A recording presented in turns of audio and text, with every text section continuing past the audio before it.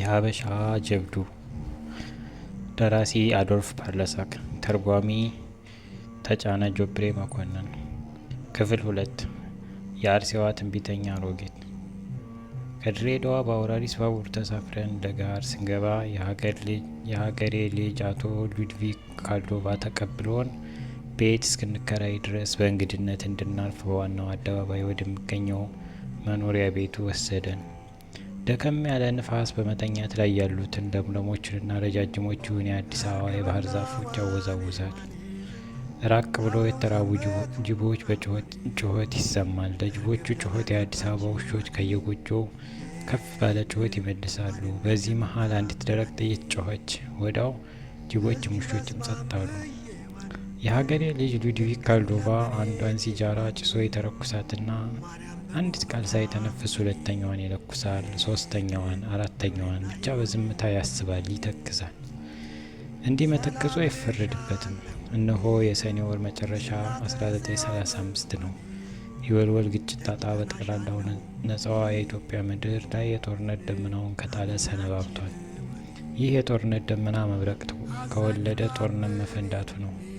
ጦርነት ተጀመረ ማለት ደግሞ ሉድቪግ ካልዶቫ ለረጅም ዓመታት በአዲስ አበባ ጉልበቱንና ገንዘቡን አፍሶ የገነባው ድርጅት ፍሬ ማፍሪያው ሲቃረብ በጦርነት እሳት መንደዱ ነው። ከዚህ ትካዜው ድንገት ብንን ብሎ ስለ አርሲዋ ትንቢተኛ ሰምተሃል ሲል ድንገት ጠየቀኝ። አልሰማሁም አልኩት። ወዲያው የአርሲዋ ትንቢተኛ አሮጊት አስገራሚ ትንቢት ያወጋኝ ጀመር። ከንግስት ዘውዲቱ ሞት በኋላ ሬገንት ባለሙሉ ስልጣን እንደራሴ ራስ ተፈሪ መኮንን ቀዳማዊ ኃይለ ሥላሴ ንጉሠ ነገሥት የኢትዮጵያ ተብለው ዘውድ ሲጭኑ አዲስ አበባ ከምንጊዜውም በላይ ደምቃና አምራ ነበር።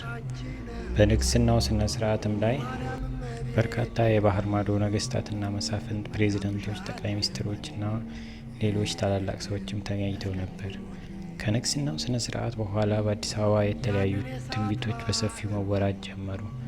የአርሲዋ አሮጊት ትንቢት ግን ከሁሉም ትንቢቶች በልጦ ከአዲሱ ንጉሥ ጆሮ ደረሰ። ትንቢቱም ኃይለ ሥላሴ የመጨረሻው የኢትዮጵያ ንጉሥ ነው፣ ለረጅም ጊዜ አይገዛም፣ በጠላትም እጅ ይሞታል፣ ዘውዱም እስከ መጨረሻው ይወድቃል የሚል ነበር። ይህንና ሌሎችንም የአርሲዋ አሮጊት ትንቢቶች የሰሙት አዲሱ ንጉሥ ለመንግስታቸው ጥሩ መሰረት እንደማይሆን ተረድተው አሮጊቷን የአርሲ ትንቢተኛ ፈልገው እንዳመጧት ወታደሮቻቸውን ወደ አርሲ ቢልኩም አሮጊቷን ትንቢተኛ እንዳመጡ የተላኩት ወታደሮች አንዳቸውም ሳይመለሱ ቀሩ። የአዲስ አበባ ክፉ ወሬኞች እንዳወሩት አሮጊቷ ትንቢተኛ ሰማያዊ ኃይል ያላትና የዱር አራዊትም የማዘዝ ኃይል ስለነበራት ንጉሠ ነገሥቱ የላኳቸው መልእክተኛ ወታደሮች እባቦች እየነደፉ አንበሶች እየበሉ በዚያው አስቀሯቸው እያሉ አወሩ። የአርሲዋ ትንቢተኛ አሮጊት ትንቢቶች ከ6 ዓመት በኋላ ሙሉ በሙሉ ባይሆንም በከፊል ተፈጸሙ ነው ወይስ በዚያን ጊዜ የጣሊያኖች ፕሮፓጋንዳ እስከ መሀል ሀገር ድረስ ዘልቆ ገብቶ ነበር? ሀበሻ በር ማንን ነው የምትፈልገው መሲው? የባቡር ጣቢያውን ኃላፊ ስለው በፀሐይ ብዛት ከሰማያዊነት ወደ ዳለቻነት የተለወጠችውን የኢትዮጵያና የፈረንሳይን ባቡር ጣቢያ ሰራተኞች የደንብ ልብስ የለበሰ አንድ በጣም ረጅምና ጠብደል ጥቁር ባዶ እግሩን የሚሄድ የጣቢያው ዘበኛ ትከሻውን እያወዛወዘ እዚህ የለም መሲው፣ ወደዚህ ብቅ የሚለው ባቡሩ ለመሄድ ሲዘጋጅ ብቻ ነው አለኝ። በስንት ሰዓት ነው ባቡሩ የሚሄደው? አላውቅም መሲው፣ ግን ዛሬ አንድም ባቡር አይሄድም። ምናልባት ነገ ወይም ከነገ ወዲያ ይሆናል። ራሱ ዋናው የባቡር ጣቢያው ኃላፊ ባቡሩ ወደ አዲስ አበባ የሚሄድበትን ሰዓት ቀርቶ ቀኑን እንኳ የሚያውቀው አይመስለኝም። ታዲያ ይህን ምስኪን ዘበኛ እንዴት አድርጎ ነው የሚያውቀው? ምናልባት ነገ በጅቡቲ ወደብ የመንገደኞች መርከብ ከመጣ ድርጅቱ ልዩ የባቡር ጉዞ ወደ አዲስ አበባ ያዘጋጃል። አለበለዚያ ከነገ ወዲያ ቋሚው ባቡር ከጅቡቲ ወደ አዲስ አበባ ይሄዳል። ችግሩ ታዲያ አዲስ አበባ እስኪደርስ 3 ቀን ይፈጅበታል። ጅቡቲ የበረሃ ቀኝ ግዛት ናት። ይቺ ሀሩር የበዛባት ምድረ በዳ መሳይ አነስተኛ የወደብ ከተማ 2-3 ሰፋፊ ግን አጫጭር የአስፋልት መንገዶች ሲኖሯት በእነዚሁ የአስፋልት መንገዶች ግራና ቀኝ የዚችው የበረሃ ቀኝ ግዛት ገዢዎች የመኖሪያ ቪላ ቤቶች ፈንጠር ፈንጠር እያሉ ጉች ጉች ብለዋል። ከነዚህ ቪላ ቤቶች በተጨማሪ ይቺ የበረሃ የወደብ ከተማ በአረቦቹ ነጫጭ ቦረንቃ ቤቶችና ውሽቅሽቅ ያሉ የሶማሌዎች የሳር ጎጆዎች የሞሉባት ናት። ይህ ገዳይ ሀሩር ፈረንሳውያኑን ቅኝ ገዢዎች ደማቸውን ከስጋቸው መጥቶ በቆዳ ብቻ የተሸፈኑ አጽሞች ያስመስሏቸዋል። እነዚህ ቅኝ ገዢ ፈረንጆች በዚህ በረሃ የሚኖሩት ወይ በቅንጦት ነው አሊያም የፈረንሳይ ሀገር ኑሮ የመረራቸውና ጥቂት ፍራንኮች ብናጠራቅም በሚል ባዶ ተስፋ የፈረንሳይን መንግስት ለማገልገል በወዶ ገባ ገብተው በሀሩሩ የሚነዱ ምስኪኖች ናቸው። በዚች በረሃ ከፈረንሳይ ቅኝ ገዢዎች በተጨማሪ የግሪክና የአርመን ዜጎች በንግድ ስራ ላይ ተሰማርተው እየነጋገዱ ይታያሉ። እነዚያ ነጋዴዎች አብዛኛዎቹ ከመጠን በላይ ሲበዛ ሀብታሞች ሆነዋል። እነዚህ ሀብታም የግሪክና የአርመን ነጋዴዎች ባላቸው ሀብት በፈረንሳይ ሀገር ምድር ባሉ ድሎት የበዛባቸው የወደብ ከተሞች ተንደላቀው መኖር ሲቻላቸው በሆነ ምትሃታዊ ምክንያት እንዲሁ በዚች በረሃ እየነደዱ ይኖራሉ። ለምደውታል። የሰው ልጅ በእንዲህ አይነት በረሃ ለረጅም ጊዜ ሲኖር ይደነዝዛል እና ሌላ ምንም አይታየውም። እንደ ገሃነም እሳት የሚፋጀው የጅቡቲ ፀሐይ የህይወትን ጥላ መጦ አእምሮንም አደንዝዞ ማሰብን አስቁሞ ተስፋ አስቆርጦ እንዲሁ መና ያስቀራል።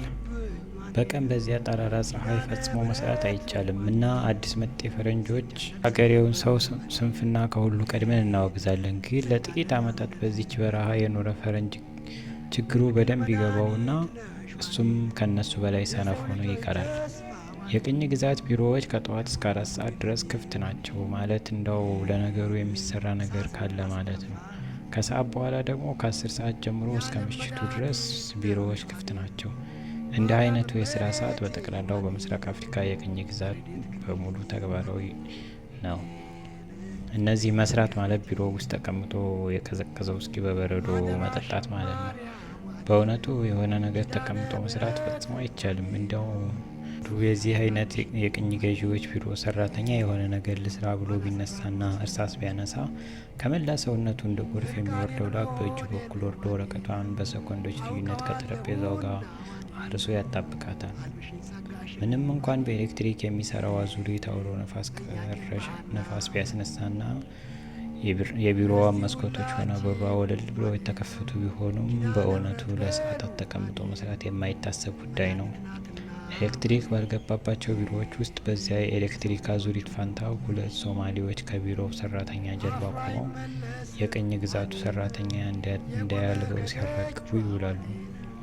ዛሬ በጅቡቲ የገዳይ ሀሩር ከተማዋን አስጨንቆ ይዟታል። ምንም እንኳን ከሰዓት በኋላ ቢሆንም የጅቡቲ መንገዶች በሙሉ ባዶ ናቸው። ሰው ቀርቶ ዘዋሪ ውሻ እንኳ አይታይም። ማንም ሰው ወደ ውጭ መውጣት አልደፈርም።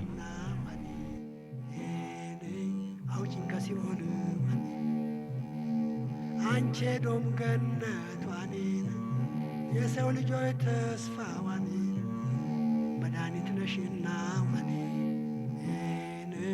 አዝኖ ለተከፋ የዓለም መድኃኒት ነሿኔ የዓለምን መድኃኒቷኔ በጀርባሽ አዝለሽ ዋኔ አረ ለምን ይሆን ዋኔ ቁራሽ የለመንሽ ዋኔ ፍግም ብዬ ልስገድ ዋኔ ለመቤቴ ድንግል